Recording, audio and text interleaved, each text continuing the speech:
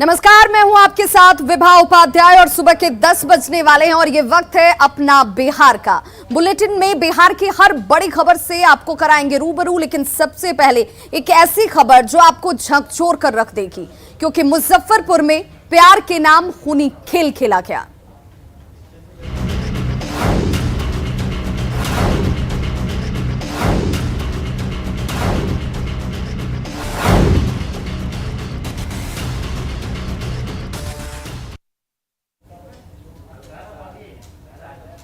तो मुजफ्फरपुर से बड़ी खबर आ रही है, जहां युवक की हत्या कर दी गई है। इस मामले में पहली गिरफ्त की गई है। हत्या का एक आरोपी सुशांत पांडे पुलिस की गिरफ्त में आ चुका है। मुजफ्फरपुर में युवक की हत्या के मामले में पहली गिरफ्तारी हो गई है, जिसमें सुशांत पांडे को गिरफ्तार किया गया है। यह हत्या का एक आरोपी प्रेम प्रसंग में युवक की हत्या को अंजाम दिया गया है। अन्य की गिरफ्तारी के लिए छापेमारी लगातार इस वक्त चलती हुई। प्रेम प्रसंग में युवक की पीट कर निर्मम हत्या कर दी गई। लड़की के परिजनों पर हत्या करने का आरोप लगा है, तो बर्बरता की सारी हदें पार की गई। युवक के साथ बेरहमी से मारपीट की जाती है। लाठी डंडे और रॉड से बुरी तरह से युवक को पीटा गया और इस हद तक पीटा गया कि उसकी मौत हो जाती है। मामला कांटी थाना क्षेत्र के रेपुरा और सोनवर्षा गांव का है। रेपुरा के सौरभ का सोनवर्षा की एक लड़की से पिछले 1 साल से प्रेम प्रसंग चल रहा था। सौरभ युवती से मिलने के लिए सोनवर्षा पहुंचा, जहां लड़की के घर वालों ने लाठी डंडे और रॉड से पीट कर सौरभ की हत्या कर दी। फिर युवक के परिजनों को बुलाया जाता है। पिस्टल की नोक पर उनसे सादे कागज पर लिखवाया जाता है कि उनका बेटा सकुशल है। सिर्फ गलती के लिए उसके साथ मारपीट की गई और इसके बाद शव को अस्पताल भेज दिया गया, जहां डॉक्टरों ने इसे मृत करार दे दिया। तब तक सौरभ के हत्यारे घर छोड़कर फरार हो चुके थे। इधर सौरभ की मौत के बाद उनके परिजनों का गुस्सा 7वें आसमान पर पहुंच गया और लोगों ने हत्यारों के घर के ऊपर हमला कर दिया।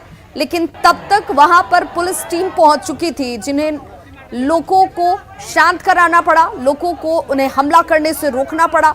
लेकिन गमगीन परिजनों ने देखिए सौरभ की चिता हत्यारों की चौखट के सामने ही जला दी और आरोपियों के घर के सामने अंतिम संस्कार तक किया गया।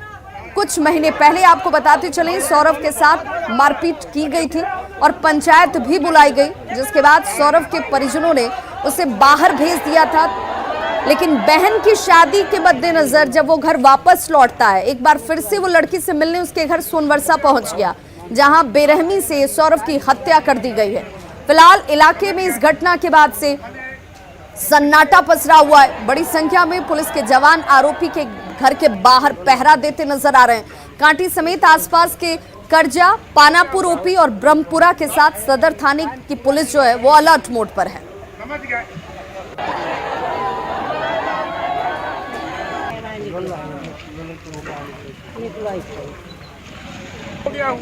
हम लोगों ने सुना कि उस बच्चे का घटना हो गया है, उसको मार दिया गया है, तो उनके दरवाजे पर गए। तो दरवाजे पर जाने के बाद में पता चला कि 2-4 लोग जो, जिसमें एक प्रशांत कुमार, सुशांत कुमार और गौरव, ये सब गोड़ा जो है सो आए थे।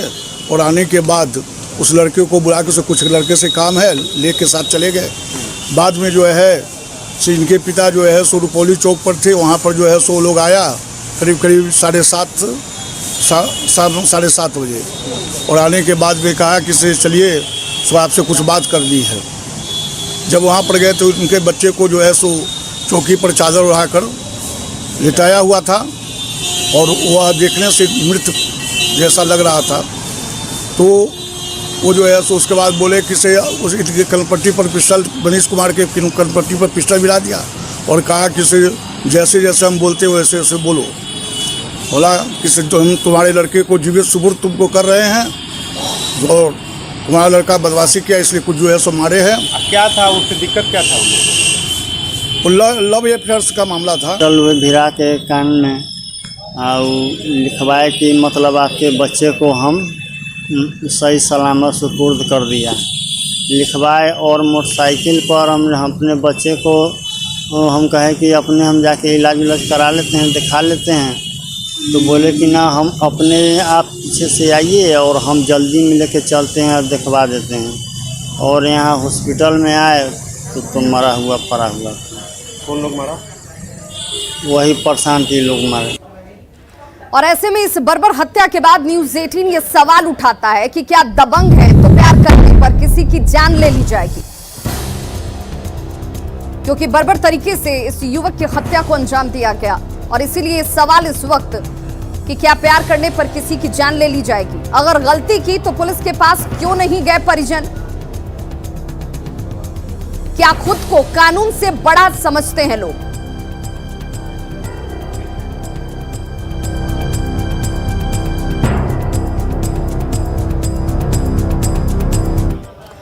और संवाददाता सुधीर कुमार हमारे साथ इस वक्त ज्यादा जानकारी के साथ वो लाइन पर जुड़ गया है मुजफ्फरपुर से। सुधीर, इस मामले में अब तक कितने लोगों की गिरफ्तारी और बाकियों की गिरफ्तारी के लिए क्या किया जा रहा है इस वक्त? जो लेटेस्ट अपडेट है उसके मुताबिक आरोपी पक्ष के एक व्यक्ति की गिरफ्तारी हुई है। युवती के पिता सुशांत पांडे, जिन पर बुलाकर और ब्रूटल मर्डर का आरोप है, उनको गिरफ्तार कर लिया गया है। हालांकि युवती पक्ष से 4 लोगों को नामजद किया गया है, जिसमें चाचा, भाई और एक अन्य परिजन है। उनकी गिरफ्तारी के लिए छापामारी कर रही है पुलिस, ये दावा है। दूसरी तरफ जिन लोगों ने डेड बॉडी को जला दिया आरोपियों के घर पर, तो कानून ने इसको भी बड़ी गंभीरता से लिया है और पुलिस ने इस मामले में भी कार्रवाई शुरू की है और लड़का पक्ष के 3 लोगों को गिरफ्तार किया है। उनको जेल भेजा जाएगा। फिलहाल सबों से पूछताछ की जा रही है। तो दोनों तरफ से पुलिस ने गिरफ्तारियां की है ताकि सिचुएशन का बैलेंस किया जा सके। उसके अलावा जो स्थानीय जनप्रतिनिधि है और वहाँ के जो गण्यमान्य लोग हैं, उन लोगों के साथ बैठक करके इस मामले में फिलहाल वहाँ शांति बहाली करने की प्रक्रिया चल रही है। प्रशासन तो अपना कैंप कर ही रही है। मजिस्ट्रेट और पुलिस फोर्सेस को वहाँ तैनात किया गया है ताकि फर्दर कोई वहाँ इंसिडेंट नहीं हो। लेकिन इस मामले को ठंडा करने के लिए भी लोकल लेवल पर कोशिश की जा रही है, जिसमें प्रशासन भी इन्वॉल्व है, जिसमें मुखिया, सरपंच जैसे जो चुने गए जनप्रतिनिधि होते हैं, उन लोगों के द्वारा मामले को इस वक्त हालात कैसे हैं? क्योंकि जिस तरह से आक्रोशित लोगों ने आरोपी के घर पर हमला करने की कोशिश की, उसके बाद तनाव दोनों तरफ से नजर आता है। फिलहाल हालात कैसे हैं? अब फिलहाल हालात तो असामान्य है। फिलहाल वहाँ तनाव है, ये तनाव से इनकार नहीं किया जा सकता, लेकिन उस पर अंकुश लगाने के लिए पुलिस भी पूरी तरीके से वहाँ तैनात है। जो लोकल लेवल के रिप्रेजेंटेटिव हैं उनको भी लगाया गया है और इसको काबू करने की कोशिश की जा रही है। लेकिन टेंशन तो वहाँ है, क्योंकि एक तरफ हत्या हो गई और दूसरी तरफ से इन लोगों ने डेड बॉडी को उसके घर पे जला दिया। तो अब दोनों पक्ष के लोग आक्रोशित हैं। जब एक तरफ जो पहले डाउन थे, उन लोगों का भी गुस्सा आ गया है। तो इन तमाम चीजों को बैलेंस करने की कोशिश की जा रही है। अब देखना है पुलिस को कितनी कामयाबी मिलती है, क्योंकि अभी आरोपियों की गिरफ्तारी हो जाने के बाद ये मामला स्पेसिफाई हो सकता है। चलिए, बहुत बहुत शुक्रिया सुधीर इस तमाम जानकारी के लिए। तो देखिए, तस्वीरें आपके सामने हैं, ये आक्रोश की तस्वीरें हैं। पहली तस्वीर जिसमें जो सौरभ के परिजन हैं और पीड़ित पक्ष है, उसने जमकर हंगामा किया। आक्रोश इस कदर की सौरभ की लाश को आरोपी के घर के दरवाजे के बाहर ही जला दिया जाता है। दूसरी तरफ तस्वीरों में सौरभ की तस्वीर आपको नजर आ रही होगी, जिसे सिर्फ इसलिए मौत के घाट उतार दिया गया क्योंकि वो एक लड़की से प्रेम करता था और लड़की के परिवार वालों ने निर्मम तरीके से सौरभ की हत्या कर दी। हालांकि इस पूरे मामले में अब तक एक आरोपी की गिरफ्तारी हुई है। बाकी तमाम लोगों की गिरफ्तारी के लिए इस वक्त छापेमारी की जाती हुई पुलिस टीम तैनात है। स्थिति को कंट्रोल में करने के लिए इस वक्त तमाम लोगों से बातचीत करने का क्रम जारी है।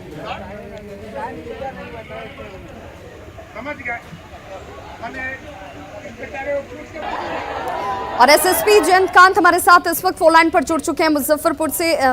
सर, इस वक्त स्थिति कैसी है? तनाव के मद्देनजर किस तरीके से हालात को कंट्रोल में किया जा रहा है? मैं पहले बता दूं तो स्थिति कभी तनावपूर्ण नहीं रही थी। 2 लोगों के बीच में विवाद हुआ था और उस डिस्प्यूट के चलते जो एक प्रेम प्रसंग का मामला था, उसमें एक लड़के की, जो कि नवयुवक था, उसकी हत्या कर दी गई। इस मामले में पुलिस ने तुरंत कार्रवाई करते हुए एक पर्सन को, जो कि मुख्य आरोपी हैं, मेन एक्यूज्ड हैं, लड़की के फादर, उसको अरेस्ट कर लिया।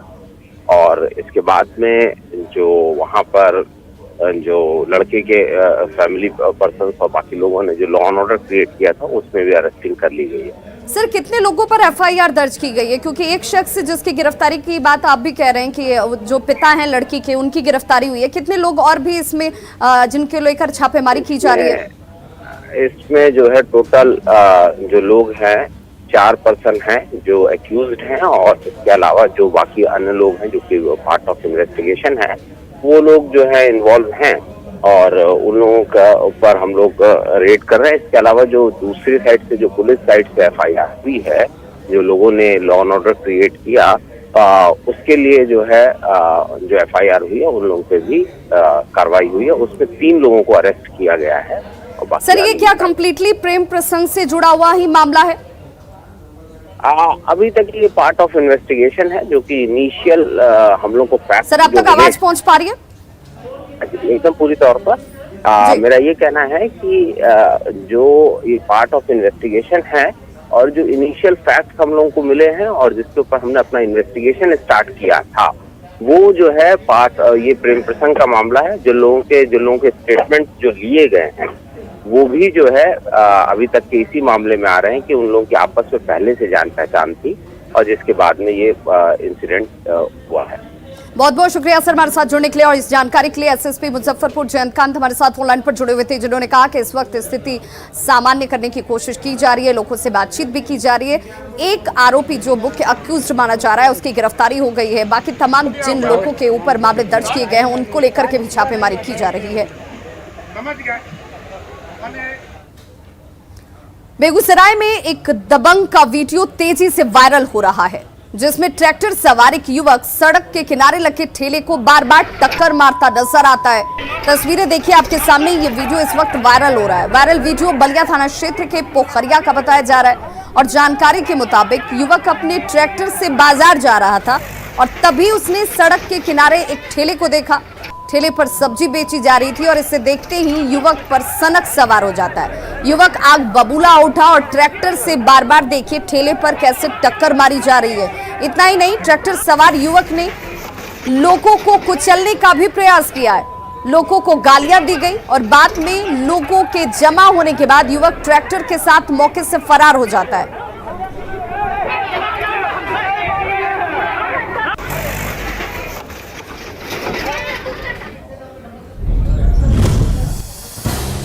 और ऐसे में न्यूज 18 ये सवाल उठाता है कि क्या युवक की मानसिक हालत ठीक नहीं है? सनकी को ट्रैक्टर चलाने आखिर क्यों दिया गया और सनकी युवक पर कार्रवाई क्यों नहीं की जा रही?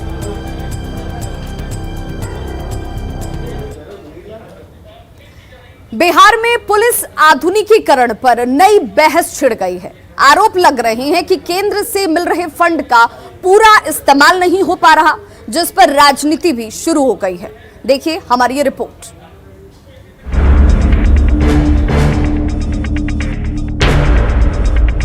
बिहार में पुलिस आधुनिकीकरण की रफ्तार धीमी पड़ी हुई है। केंद्र सरकार से जो पैसा बिहार को पुलिस आधुनिकीकरण के लिए मिल रहा है, उसका पूरा इस्तेमाल नहीं हो पा रहा है, जिसकी जानकारी खुद केंद्रीय गृह राज्य मंत्री नित्यानंद राय ने दी है। पूरे मामले पर कांग्रेस निशाना साध रही है। खुद बीजेपी के मंत्री कह रहे हैं कि बिहार में जो पैसा जाता है वो खर्च नहीं हो पाता, तो कहां से पुलिस मॉडर्नाइज हो पाएगी बिहार में और कहां से हम अपराध नियंत्रण कर पाएंगे? कांग्रेस पुलिस आधुनिकीकरण के बहाने सरकार पर निशाना साध रही है। हालांकि जेडीयू का दावा है कि जो भी पैसा मिलता रहा है उसका पूरा इस्तेमाल हुआ है, जिसका असर भी दिख रहा है। पुलिस मॉडर्नाइजेशन के लिए बिहार में जो भी खर्च हुए हैं वो धरातल पर दिखते भी हैं। नए भवनों का निर्माण हो, पुराने भवनों का पुनर्निर्माण हो, अत्याधुनिक हथियार खरीदने हो, तकनीक लानी हो, वाहन खरीदने हो, बाइक्स खरीदनी हो। आज हमें बेटियां हर थाने में AK-47 के साथ दिखाई देती हैं। मेरे पास आंकड़े भी हैं कि वर्ष 2012 हो, 13, 14, 15, 16, 17, 18 इन सभी वित्तीय वर्षों में जो भी राशि मिली है केंद्र की सरकार की तरफ से या बिहार की सरकार ने जो आवंटित की है वो ऑलमोस्ट खर्च की जा चुकी है। वहीं बीजेपी पुलिस आधुनिकीकरण की धीमी रफ्तार की वजह कोविड को बता रही है। अभी तो 2 साल से कोरोना आ रहा, कोरोना में लगा हुआ है तो क्या करे, पैसा फेंक दे। अरे कोरोना ठंडा होगा, सब कुछ सामान्य वातावरण होगा तो सब सरकार करेगी। कोरोना इसकी वजह है। अरे तो कोरोना सब चीज का वजह कोरोना है। आदमी परेशान है जीवन जीने के लिए, जीवन बचाने के लिए, तो पहले जीवन बचाने की बात सोची जाए या मॉडरेशन की बात सोची जाए। पूर्व डीजी की नसीहत है कि फरवरी तक ही पूरे फंड का यूज कर लेना चाहिए। अच्छे पदाधिकारी होंगे, उनको चाहिए कि अप्रैल के महीने में ही जैसे ही उनको पता लगता है कि हमारी कौन कौन सी योजनाएं हैं, टेंडर की प्रक्रिया शुरू कर देनी चाहिए और उसमें तेजी लानी चाहिए और मार्च से पहले ही आपका, हम समझते हैं फरवरी तक ही आपका मॉडर्नाइजेशन का सारा फंड जो है उसको यूटिलाइज कर लेना चाहिए। अगर समय पर नहीं होगा और पदाधिकारी ढीले रहेंगे तो फंड लैप्स हो जाता है, उसके पुलिस की सारी जो धीमी पड़ जाएंगी, जितने भी उसकी मॉडर्नाइजेशन की क्षमता है, पुलिस की क्षमता कम हो जाएगी। मौजूदा समय की चुनौतियों को देखते हुए पुलिस बल को आधुनिक करना बेहद जरूरी है ताकि लॉ एंड ऑर्डर पर असर न पड़े। संजय कुमार, न्यूज़ 18 पटना। शनिवार की देर रात रोहतास के एसपी आशीष भारती खुद दल बल के साथ सड़क पर उतरे और रात में सासाराम शहर के विभिन्न इलाकों में हो रहे पुलिस गश्ती का जायजा लिया। इसके अलावा उन्होंने सड़क पर रात में चल रहे वाहनों की खुद जांच की। एसपी ने बताया कि रोहतास जिले के सासाराम, विक्रमगंज और डेहरी अनुमंडलों में रात में पैदल गश्त की व्यवस्था की गई है। पुलिस विभिन्न गलियों में पैदल ही गश्ती कर रही है। उसी का जायजा लेने वो खुद रात में निकले और देर रात रोहतास के एसपी सड़क पर निकलते हैं जैसे ही कई लापरवाह पुलिस कर्मियों में हड़कंप भी मच गया। डेहरी शहर और विक्रमगंज शहर में यहाँ पे कार्यरत है, क्रियाशील है और उसको चेक किया जा रहा है। प्रतिदिन वो गश्ती करती है और खास करके इनके गश्ती के कारण जो इस प्रकार की घटना थी, जो प्रॉपर्टी ऑफेंसेस थे, उसमें काफ़ी कमी आई है। हम लोग प्रयासरत हैं कि इसको और बेहतर बनाया जा सके और जो अच्छा प्रदर्शन कर रहे हैं उनको पुरस्कृत भी किया जाए। खबर सुपौल से, जहां के बरहरकुंडवा गांव के बाट संख्या 8 में ग्रामीणों ने एक बकरी चोर को हथियार के साथ पकड़ लिया और फिर उसे बांधकर जमकर पिटाई की गई। इस दौरान ग्रामीणों ने चोर का सिर मुड़वाकर उस पर कालिख पोती। सूचना मिलने के बाद मौके पर पहुंचे बकरी चोर के ससुर और उनके साथ आए शख्स को भी ग्रामीणों ने नहीं बख्शा। उनका भी सिर मुड़वाया जाता है, जमकर पिटाई की जाती है। हालांकि त्रिवेणीगंज पुलिस ने ग्रामीणों के चंगुल से चोरों को देसी कट्टे के साथ गिरफ्तार किया है। पिटाई का ये वीडियो अब वायरल होता हुआ, हालांकि न्यूज़ 18 इस वायरल वीडियो की पुष्टि नहीं करता। और सहयोगी अमित झा हमारे साथ इस वक्त ज्यादा जानकारी के साथ फोन लाइन पर जुड़ गए। अमित, ये पूरा मामला आखिर क्या है? विवाह ये त्रिवेणीगंज के बड़ा कुरबा वार्ड नंबर 8 की घटना है, जहां पर देर रात कुछ लोग उस रास्ते से गुजर रहे थे, जिसे जो जानकारी मिल पा रही है गुजर रहे थे, तो उसे बकरी चोर कह करके एक पिटाई शुरू कर दी गई और सिर मुड़ दिया गया। जिसके बाद इसके ससुर और एक उसके साथी थे, वो पहुंचे थे इसे बचाने के लिए, तो इसे भी पब्लिक ने पकड़कर पूरी तरीके से सर मुड़ दिया और इसकी पिटाई की। पिटाई का विभत्स वीडियो भी कहीं सामने आया है, जिसे हम लोग दिखा भी नहीं सकते। उसमें हाथ और पैर को बांधकर घसीटा भी गया है। इस तरह की घटनाएं भी वहाँ हुई है। लेकिन जो कुल मिला के बात सामने आई, इसमें चोर कहकर इन लोगों की बहुत विभत्स तरीके से पिटाई हुई है और फिलहाल पुलिस ने मामले पर संज्ञान लिया है और पुलिस इस चोर के बयान पर भी, उन लोगों पर भी कार्रवाई करने जा रही है जिन लोगों ने इनकी पिटाई की है, क्योंकि कानून को अपने हाथ में लेना किसी के लिए भी अपराध है वो विवाह। चलिए, बहुत बहुत शुक्रिया अमित इस तमाम जानकारी के लिए। पटना मेट्रो के निर्माण की रफ्तार लगातार तेजी पकड़ती जा रही है। मेट्रो के निर्माण में लगे दिल्ली मेट्रो रेल कॉरपोरेशन ने एक साल के अंदर करीब 15 टेंडर जारी किए हैं। पटना मेट्रो के निर्माण कार्य की गति का जायजा लिया हमारे संवाददाता संजय कुमार ने। पटना मेट्रो का निर्माण का काम अब धीरे धीरे तेज पकड़ने लगा है। मेट्रो के निर्माण का काम कर रही डीएमआरसी के लिए अलग अलग कार्यालय से लेकर प्राथमिक कॉरिडोर निर्माण में काफी तेजी लाई गई है। वहीं मेट्रो के निर्माण काम कर रही दिल्ली मेट्रो रेल कॉरपोरेशन से एक साल के भीतर सभी दोनों कॉरिडोर के निर्माण के लिए एक के बाद एक कुल 15 टेंडर भी जारी कर दिए गए हैं। इन टेंडरों में करीब 2923 करोड़ से अधिक के प्रोजेक्ट का काम किया जाना है। इसमें नए 1-2 टेंडर को छोड़कर अब तक अधिकांश जो टेंडर हैं वो फाइनल हो चुके हैं। इसमें कई प्रोजेक्ट पर निविदा से आवंटित कंपनियों ने काम भी शुरू कर दिए हैं। कोविड काल में भले ही जमीन पर काम की रफ्तार उतनी तेज नहीं हो पाई है पटना मेट्रो की, लेकिन आने वाले समय में जमीन पर काम की रफ्तार अब धीरे धीरे तेज पकड़ने की संभावना दिख रही है। अब तक पटना मेट्रो रेलवे परियोजना में कई काम भी पूरे हो चुके हैं और सबसे बड़ी बात है कि रेल परियोजना का जो सर्वेक्षण और इसकी मिट्टी की जो जांच है वो पूरी हो गई है। भू तकनीकी कार्य और यातायात सर्वेक्षण का काम भी पूरा हो गया है। अलाइनमेंट के तहत आने वाली उपयोगी जो कार्य हैं वो पूरे किए जा चुके हैं। इसके अलावा मेट्रो के रास्ते में पेड़ों को काटने और उन्हें अन्यत्र स्थापित करने हेतु जो संयुक्त सर्वेक्षण का काम है वो पूरा किया जा चुका है। वन एवं पर्यावरण विभाग से इसकी अनुमति भी मिल चुकी है। हालांकि पटना मेट्रो का पूरा काम जो है 5 वर्ष की अवधि में समाप्त होना है। लेकिन प्राथमिक कॉरिडोर और डिपो का निर्माण 3 वर्षों में ही पूरा कर लेना है। दोनों का टेंडर जो है वो आमंत्रित किया जा चुका है। प्राथमिक कॉरिडोर के तहत पुल और स्टेशन निर्माण का काम आवंटन के लिए 552.9 करोड़ की लागत पर कंपनी काम जो है वो अपनी शुरू कर चुकी है। उम्मीद की जानी चाहिए कि धीरे धीरे मेट्रो का काम जो है वो अब रफ्तार पकड़ेगा और 5 साल में ही पटना मेट्रो का काम पूरा हो जाएगा। कैमरा पर्सन मनीष जुनेजा के साथ संजय कुमार, न्यूज़ 18 पटना। और बिहार में कोरोना के मामले कम होते ही पटना एयरपोर्ट पर यात्रियों की भारी भीड़ देखने को मिल रही है। यात्रियों की बढ़ती संख्या के साथ एयरपोर्ट अथॉरिटी सुविधाओं का भी विस्तार कर रहा है। भीड़ को देखते हुए एयरपोर्ट की सुरक्षा बढ़ा दी गई है। एयरपोर्ट की सुरक्षा व्यवस्था का जायजा लिया हमारे संवाददाता धर्मेंद्र कुमार ने। जिस तरह से पटना एयरपोर्ट पर भीड़ बढ़ती जा रही है और हाल के समय में जिस तरह से देश के कई एयरपोर्टों में आपराधिक वारदातें हुई हैं, इसको लेकर पटना एयरपोर्ट पर सुरक्षा की व्यवस्था काफी कड़ी है। रोज पटना एयरपोर्ट पर डॉग स्क्वाड की टीम के साथ सीआईएसएफ के जवान चेकिंग करते हैं। वाहनों की चेकिंग होती है, यात्रियों के सामानों की चेकिंग होती है और सुरक्षा व्यवस्था को काफी मुकम्मल बनाया जाता है रोजाना। जिस तरह से पटना एयरपोर्ट पर एनआईए के द्वारा पकड़े गए आतंकियों को लाया जाता है, वहां उनको दिल्ली भेजा जाता है या अन्य जगह पूछताछ के लिए भेजा जाता है, उसको देखते हुए पटना एयरपोर्ट पर चाक चौबंद सुरक्षा की व्यवस्था रखी जाती है और इसमें सीआईएसएफ की भूमिका काफी अहम रहती है। न्यूज़ 18 के लिए पटना से धर्मेंद्र कुमार। नालंदा जिले के राजगीर के सिलाव स्थित नेपुरा में बुनकरों को कपड़ा निर्माण के बाद उचित मूल्य नहीं मिल पाता। बाजार नहीं उपलब्ध होने की वजह से बुनकर परेशान हैं। हालांकि ग्रामीण विकास मंत्री श्रवण कुमार ने कहा कि जल्द ही समस्या को दूर किया जाएगा। देखिए संवाददाता अभिषेक कुमार की एक खास रिपोर्ट।